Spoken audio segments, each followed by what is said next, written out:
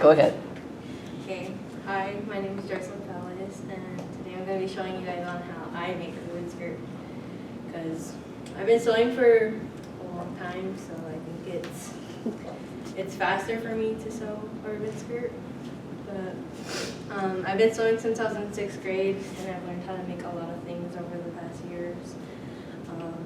I've made my family a lot of stuff, and I'm always up for a new challenge. So this summer I've made my first sweat dress and a Sundance dress, and I found that it's way easier than making a ribbon skirt because there's not as much steps.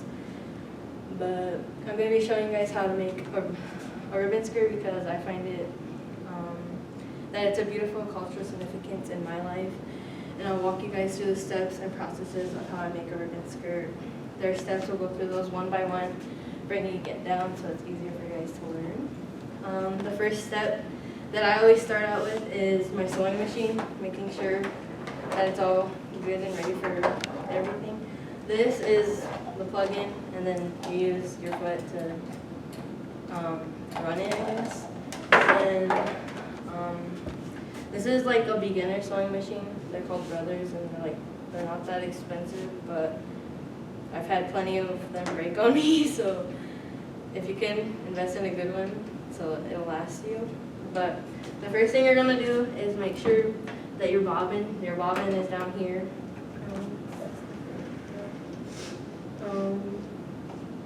Your bobbin is down here in this little thing, and it's just a little plastic thing.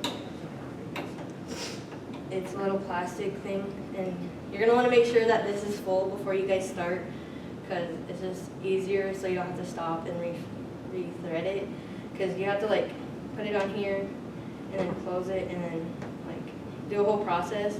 So it's just easier for you guys to like make sure this is full before you guys start. And then you're gonna want to make sure that your thread up here is down through the needle, because I've had like times where I would like go and like I would try to start, but it wasn't through the needle, so I'd have to like stop everything. And you're gonna set this to your desired stitching. There's like zigzags and straights. And then this is like the gapping, the spacing in between, like these lines. It just depends on what like you like, I guess. And then the next step, you're gonna wanna choose like, your fabric, and I just brought any fabric for right now, but you're gonna want the measurements of who you're gonna make the skirt for, and to like find that, or the easiest way I find it is to wrap it around them, or if they're not with you, have them get a measuring tape and then wrap it around them, and then say it's like 32 inches, you're gonna wanna add 2 inches to each side, so there's 4 more inches, and that's so they have walking room, because I've made skirts where they walk like a penguin. So you're going to make sure that they have walking room, and after you do that, you're going to want to cut out your fabric. And since I've been sewing for a long time, you're going to want to mark where you're going to cut it, and you're going to cut it, and I find it easier to just rip it out. And it goes straight, like it's a straight line, even if you rip it like that. And then you're going to want to take your 2 pieces and lay them out the hot dog way. And you're going to want to make sure it's like this. And you're going to place it down on your table. You're going to place it down on the table, and then you're going to take you're going to cut out all your ribbons and place them so like there's like extra room on the ends, so like, because usually when you sew it like to like tug it and like it'll like make it shorter, so you want to like cut them out a little bit longer than the skirt, and then you'll take your ribbons and turn them face upside down. And then I find it easier to use this, it's called double side, like a roller, and like it's sticky on both sides, so because I've used like different things like iron-on ribbon, and like it just makes your like ribbons like really like hard, so I find it easy to just use this. And you're gonna want to take that and glue it down, and like first you're gonna want to like take your ruler, and like some people do them together or separate. It just depends on how you like it. And then after you'll sew them on, and then you'll take that and then like, okay, for me, it's easier to do them together because that's how like I get skirts done fast. But you're gonna wanna, with this stuff, you have to like apply pressure for like the ribbons to stay on, also just fall off. And like I taught my niece how to sew, and she does her ribbons one at a time so that they stay on. I was like, if you're not a fast sewer, then they're just gonna fall off. So you'll mark where you do that, and then after you sew all your ribbons on, you're gonna wanna sew the sides together. Like, okay, so it'll be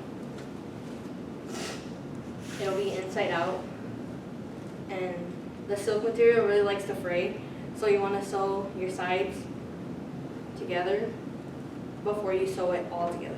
And then you're gonna wanna turn your material inside out like this, facing the ribbons towards each other, so you can like sew it all together. And then once you do the sides, you're gonna wanna once they're turned inside out, it's like together.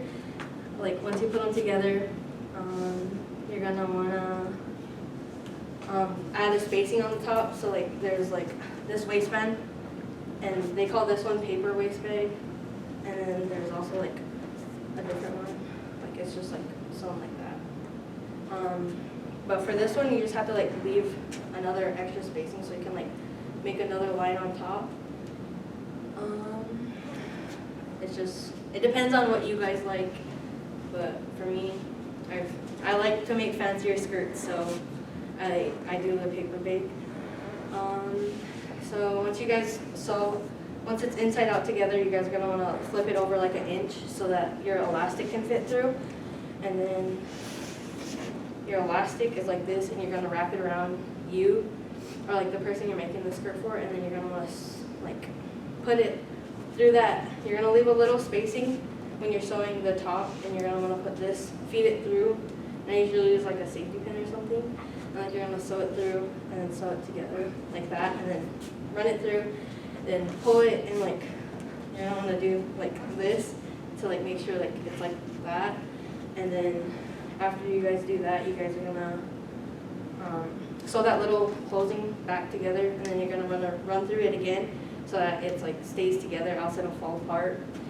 And after you guys do that, you guys are gonna wanna take your skirt. Like this one, I cut off all the thread and stuff, but this one I didn't because I made it like a couple days ago. But you're gonna want to cut off all this stuff to make it look nice. And surprisingly, this summer I've tried a lot of new things, and I'm always up for a challenge. So yeah. And when you're done, you get a beautiful skirt.